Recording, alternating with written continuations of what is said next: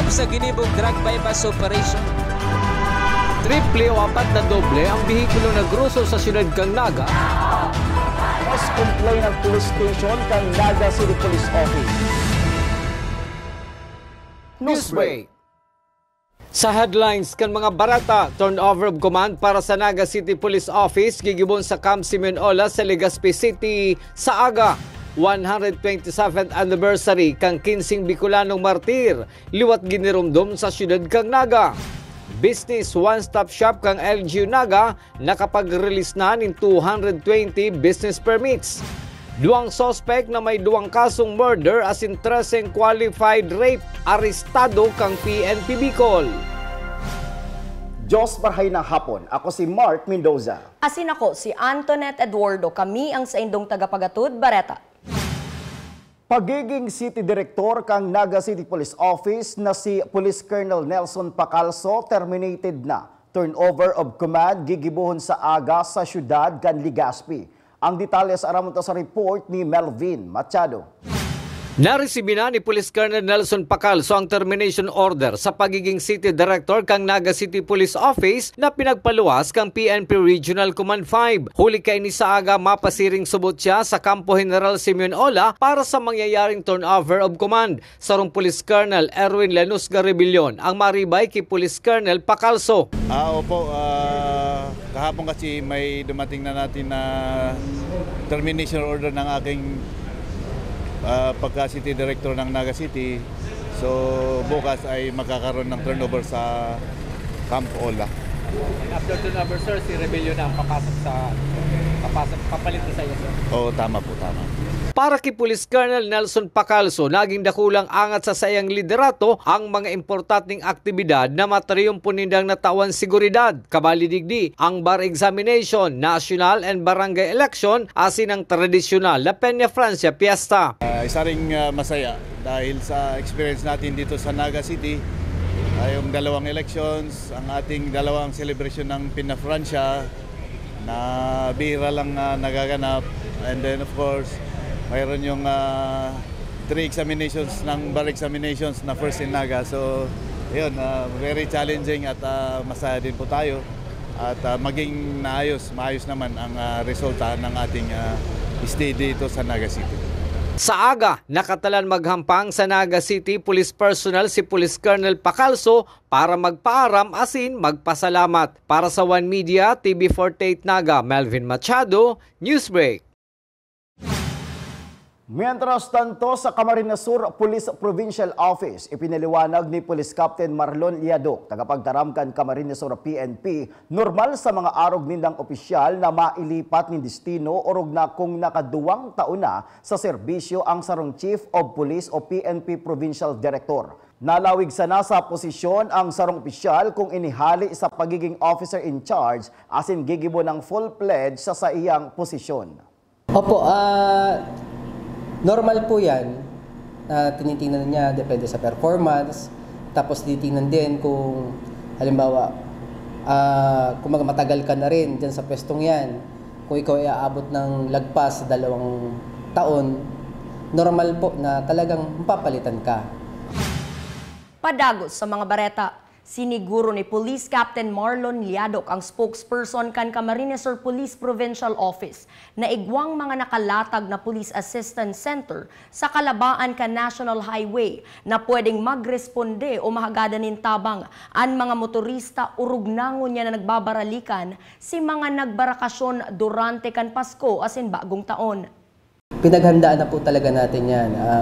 Meron po tayong mga inilagay sa kahabaan po ng Maharlika Highway at saka hanggang dito po sa Andaya Highway papunta dun sa Cam Norte, sa Quezon. Ay meron na po tayo dyang Motorist Assistance Center. Bawat munisipyo po may madadaanan po tayong pulis na pwede pong tumulong sa kanila o magbigay ng assistance if ever may mga krimen o kaya may mga problema tayo sa sasakyan na kinakailangan natin makahingi ng tulong.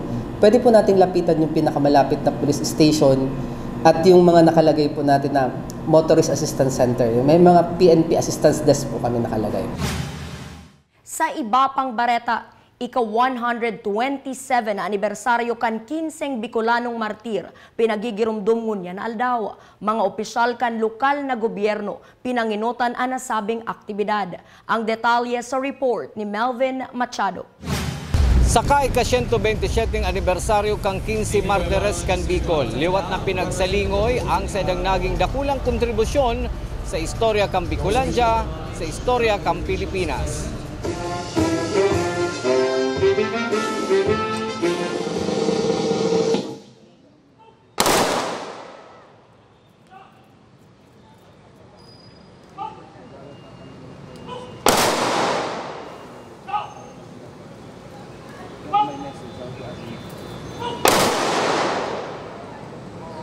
Ang mga city councilors ang nanginutan sa pagirumdum ka mga naging sakripisyo kang 15 Bicolanong martir kang panahonin Kastila. Nakaibahan maninda ang manlaila na organisasyon sa siyudad kang Naga, siring kang DepEd, Unified Troops sali sa PNP, BFP, BJMP, yaon man ang Boy Scout of the Philippines, Rotary Club of Naga asin ang Free and Accepted Masons. Para sa istorya na si Profesor Danny Herona, dakula ang naging parte kang mga Bicolano sa istorya kang nasyon durante kang nasabing panahon. Tubod si Profesor Herona na dapat maibali ini sa pagtukdo kang DepEd sa saindang mga estudyante. Gustong sabihin ng mga Bicolano dahil nagturog-turog sana sa pag-develop kang nasyonalismo sa Pilipinas.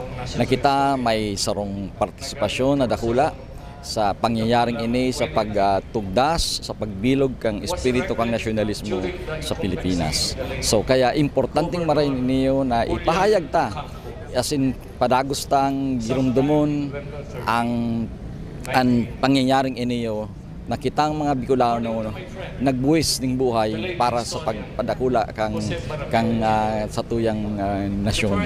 Dapat po ibali niyo sa sa bako lang sa mga events na ginigirimdam sa mga araw kaniko di maging permanenteng parte kan curriculum kan mga estudyante. Para kay City Councilor Jose Perez, dapat na may heras ang naging agi-agi kang 15 Martires sa mga jóvenes ngunya na panahon. Kaya ini po dapat pigiin na katapo ini, pigigiramdom ta, bako lang sa pagtaong unok sa inda, kundi gusto tang maihiras po seleksyon sa mga, lalo na sa mga jóvenes. Mayo man sa nasabing aktibidad kasubagong aga sinda Mayor Nelson Legacion asin ang inimbitara na si Congressman Gabby Bordado. Para sa One Media, TV48 Naga, Melvin Machado, Newsbreak.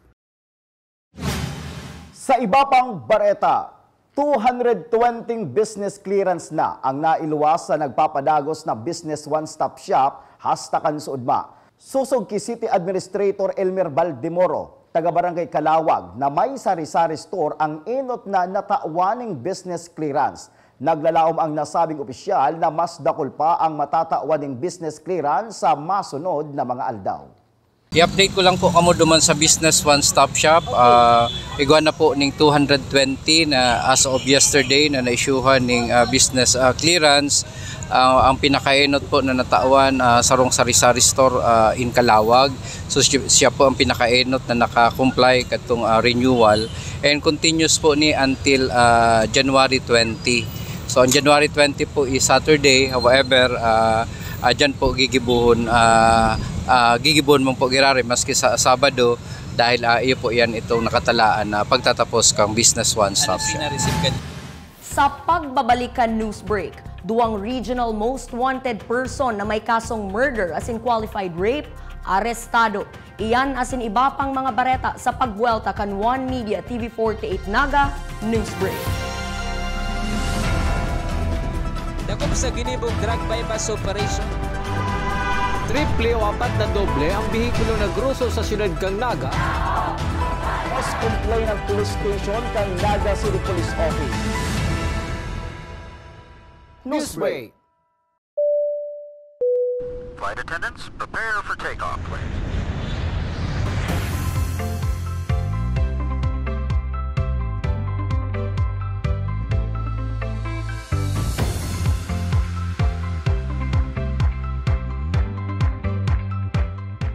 Slip life vest over your head. Take the tape around your waist.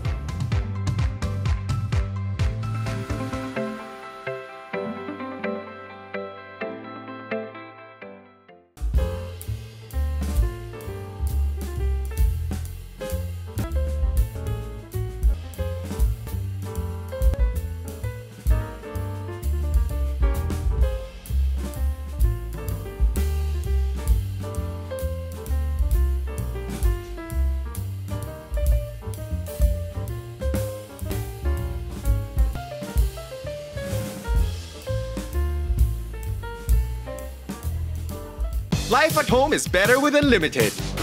Unlimited fiber all day, day, day. Unlimited entertainment all the way. Unlimited goals for the family. Unlimited care so the fams all Enjoy all these for just 1,399 pesos. have it all, have it all. Get the PLDT Home Fiber Unli All 1399 today. Apply now and have it all, have it all.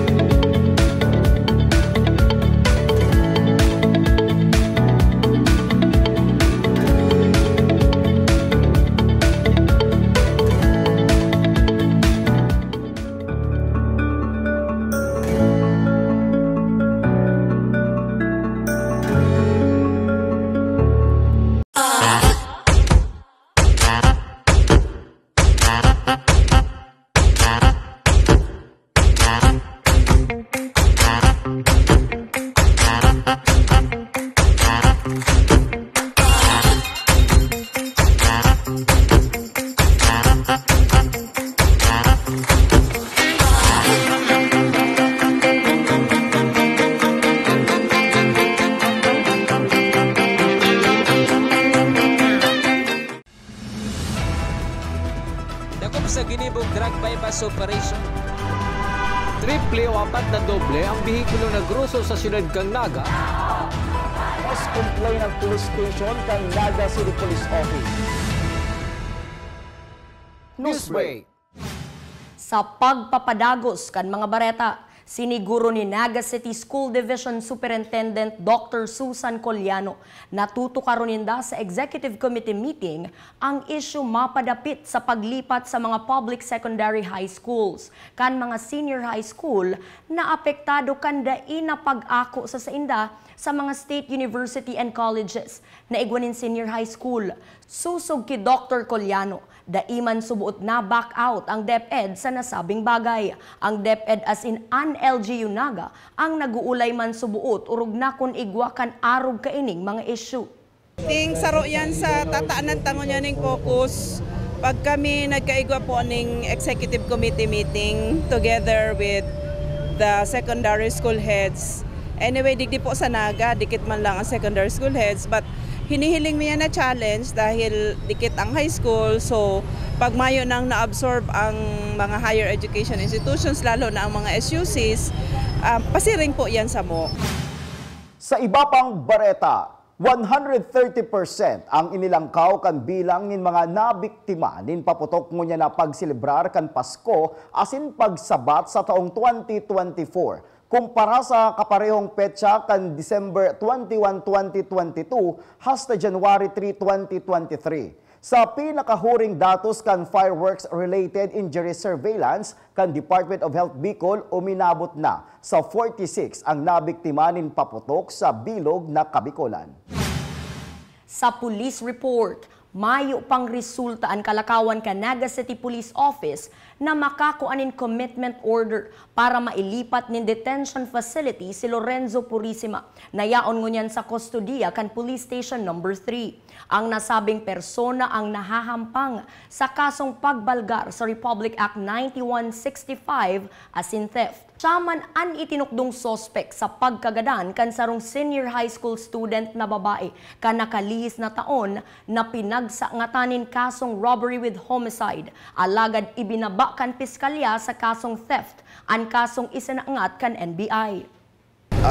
Wala pa, yun ang wino-work out pa rin natin para makakuha sa ng commitment order para doon sa BJMP.